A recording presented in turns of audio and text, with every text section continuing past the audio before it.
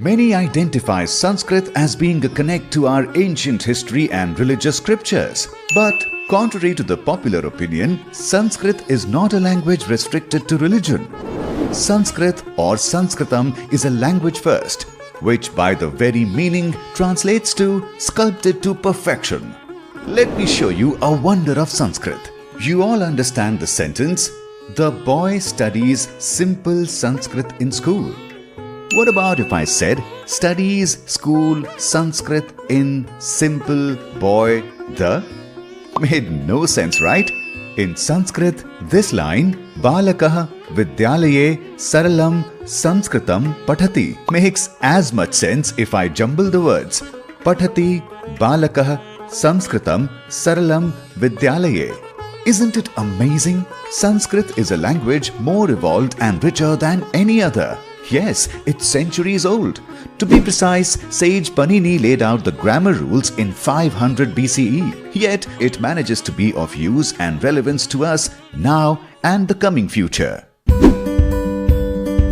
For some of us, Sanskrit was an optional language in school which was mugged and not understood. But really, Sanskrit has always been so much more than religious texts. There are actually a lot more non-religious texts written in every subject you can possibly imagine. Astronomy, physiology, metallurgy, botany, and so much more. It is just mind-boggling to realize the scientific understanding scholars had centuries back without internet and computers. Can you think of another word for water in English? Or have you ever questioned why is water called water? Sanskrit, on the other hand, would give you answers to both questions. The language has a range of words to express a single object by describing the properties of an object. There are over 200 words to signify just water. What's better is, understanding a new word is quite simple. Words are made of root words which have meanings of their own.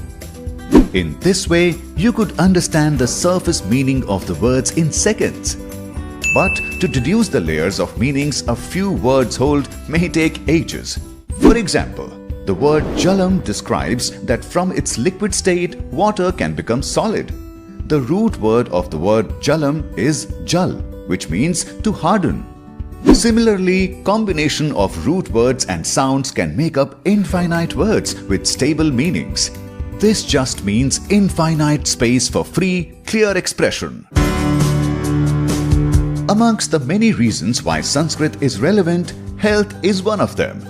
And not because you can read Ayurvedic scriptures, but because speaking Sanskrit would keep you healthy. Simply reciting out the Sanskrit alphabets can be beneficial for your health. There's a whole science behind it.